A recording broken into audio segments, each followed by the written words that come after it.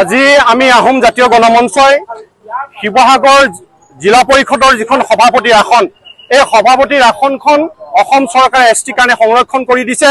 গতিকে আজি আমি আহোম জাতীয় গণমঞ্চই ইয়াত ৰঞ্জিত দাসৰ প্ৰতিকৃতি দাহ কৰিছো আৰু প্ৰতিকৃতি দাহ কৰি আমি ক'ব বিচাৰিছো যে তেওঁলোকে অতি শীঘ্ৰে জিলা পৰিষদৰ আসনখন মুক্ত কৰি দিয়ক।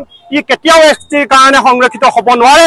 আমি সৌহিদিনা ৰঞ্জিত দাসক আমি মেমৰেণ্ডাম দিছো, কিন্তু আমি দেখিবলৈ পাইছো তেওঁলোকে আজিলৈকে কোনো ধৰণৰ উত্তৰ দিয়া নাই। গতিকে এই যিটো কুটিল চক্ৰান্ত শিৱসাগৰটোৱে কৰিছে ই কেতিয়াও হ'ব নোৱাৰে। আৰু আজিৰ এই প্ৰতিবাদী স্থলীৰ পৰা আমি ঘোষণা কৰিছো যে কোনো এছটিৰ সভাপতিয়ে কিন্তু জিলা পৰিষদৰ সভাপতিৰ আসন ল'ব নোৱাৰিব।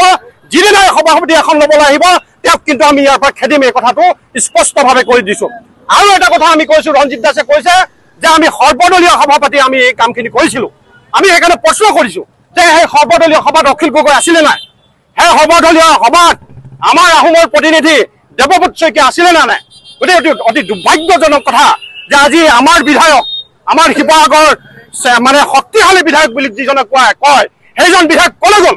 তেওঁ কিয় এই কথাত মাত মতা নাই?